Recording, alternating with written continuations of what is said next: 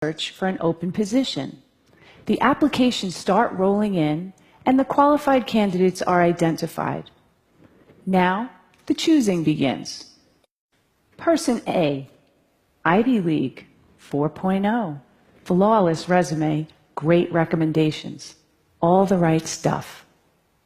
Person B, state school, fair amount of job hopping, and odd jobs like cashier and singing waitress.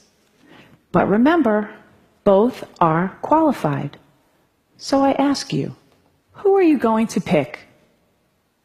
My colleagues and I created very official terms to describe two distinct categories of candidates. We call A the silver spoon, the one who clearly had advantages and was destined for success. And we call B the scrapper, the one who had to fight against tremendous odds to get to the same point. You just heard a human resources director refer to people as silver spoons and scrappers, which is not exactly politically correct and sounds a bit judgmental. But before my human resources certification gets revoked, let me explain. A resume tells a story, and over the years, I've learned something about people whose experiences read like a patchwork quilt that makes me stop and fully consider them before tossing their resumes away. A series of odd jobs may indicate inconsistency, lack of focus, unpredictability, or it may signal a committed struggle against obstacles. At the very least, the scrapper deserves an interview. To be clear, I don't hold anything against the silver spoon. Getting into and graduating from an elite university take a lot of hard work and sacrifice.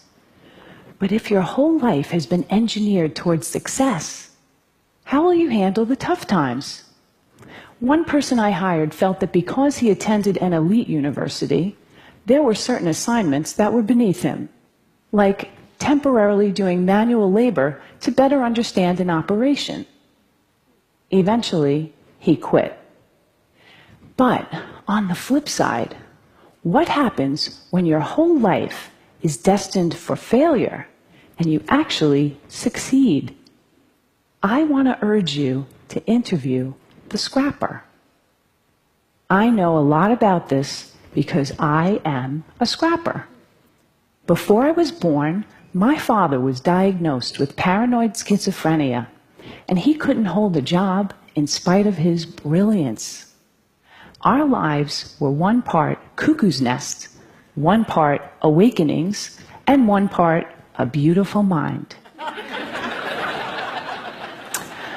I'm the fourth of 5 children raised by a single mother in a rough neighborhood in Brooklyn, New York.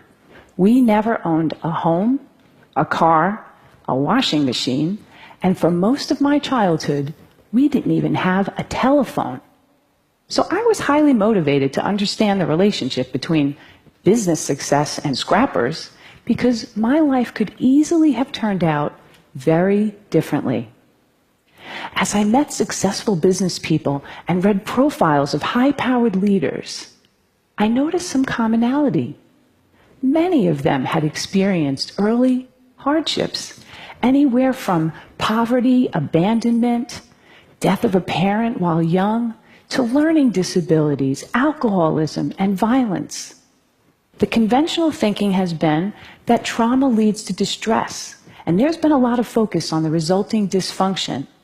But during studies of dysfunction, data revealed an unexpected insight that even the worst circumstances can result in growth and transformation. A remarkable and counterintuitive phenomenon has been discovered, which scientists call post-traumatic growth. In one study designed to measure the effects of adversity on children at risk, among a subset of 698 children who experienced the most severe and extreme conditions, fully 1/3 grew up to lead healthy, successful, and productive lives. In spite of everything and against tremendous odds, they succeeded. 1/3. Take this resume. This guy's parents give him up for adoption. He never finishes college. He job hops quite a bit, goes on a sojourn to India for a year, and to top it off, he has dyslexia. Would you hire this guy? His name is Steve Jobs.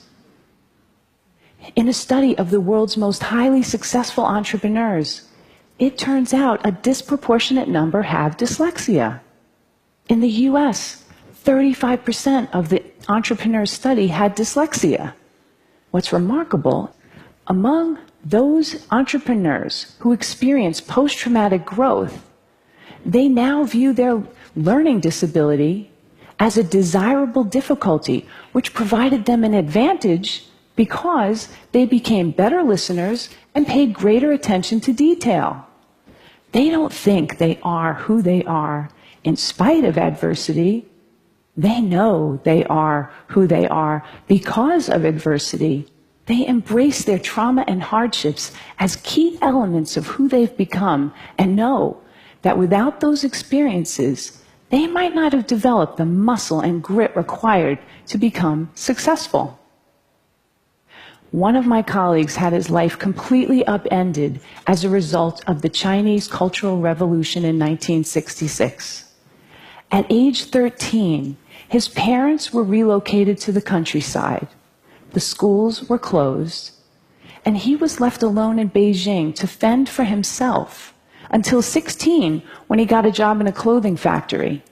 But instead of accepting his fate, he made a resolution that he would continue his formal education. 11 years later, when the political landscape changed, he heard about a highly selective university admissions test. He had 3 months to learn the entire curriculum of middle and high school. So, every day, he came home from the factory, took a nap, studied until 4 a.m., went back to work, and repeated this cycle every day for 3 months. He did it. He succeeded. His commitment to his education was unwavering, and he never lost hope. Today, he holds a master's degree, and his daughters each have degrees from Cornell and Harvard. Scrappers are propelled by the belief that the only person you have full control over is yourself. When things don't turn out well, scrappers ask, what can I do differently to create a better result? Scrappers have a sense of purpose that prevent them from giving up on themselves. Kind of like if you've survived poverty, a crazy father, and several muggings, you figure, business challenges? Really? Piece of cake, I got this. And that reminds me, humor. Scrappers know that humor gets you through the tough times, and laughter helps you change your perspective. And finally, there are relationships. People who overcome adversity don't do it alone. Somewhere along the way, they find people who bring out the best in them and who are invested in their success. Having someone you can count on, no matter what, is essential to overcoming adversity. I was lucky.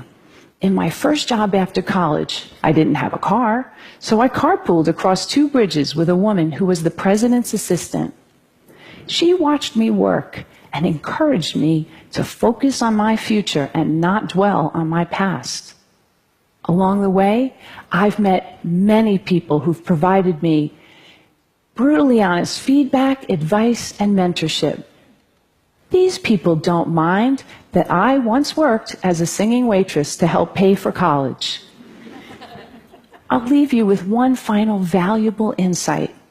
Companies that are committed to diversity and inclusive practices tend to support scrappers and outperform their peers. According to Diversity Inc., a study of their top 50 companies for diversity outperformed the S&P 500 by 25%. So, back to my original question. Who are you going to bet on? Silver spoon or scrapper? I say,